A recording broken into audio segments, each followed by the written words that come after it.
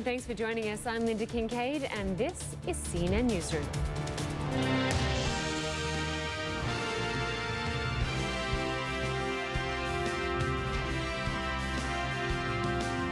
We begin with a new development in the war in Syria. Russia says it is ready to provide air support to the Free Syrian Army.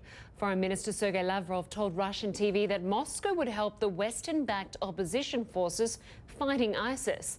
Lavrov also wants to see stepped-up efforts to find a political solution to Syria's civil war. Moscow has been launching airstrikes on militants in Syria since last month. Former CNN Moscow bureau chief Jill Dougherty is currently with the International Center for Defense and Security, and she joins us now from Russia's capital.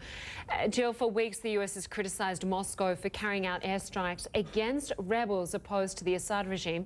Now it seems Moscow wants to help them, or at least one of those groups. Well, yeah, help them, I guess that would be it. Provide some air cover is what they're saying. It does sound a little contradictory when you initially think of it, but they have been giving some indications that they might be moving in that direction.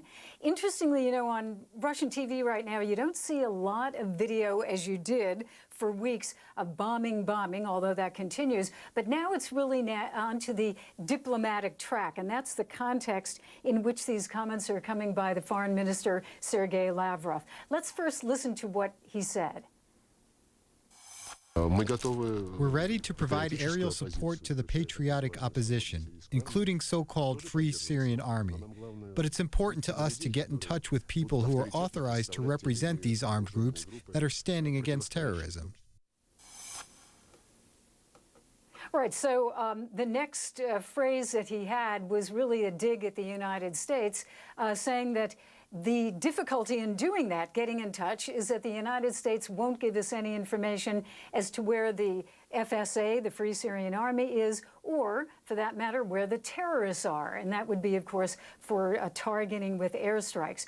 But overall, I think, as I said, you know, the Russians have been indicating this week that they were moving somewhat in that direction. President Putin saying that when he met here in Moscow with President Assad, he brought up that possibility of working with some of the opposition if that opposition were fighting with ISIS. And Assad, he said, was amenable to that idea. And then also they have been saying all along that they don't believe that the FSA actually are a terrorist organization. But Lynda, I'd have to say that there is still a lot of caveating going on here. There's a lot of skepticism coming out from the Russians about the FSA.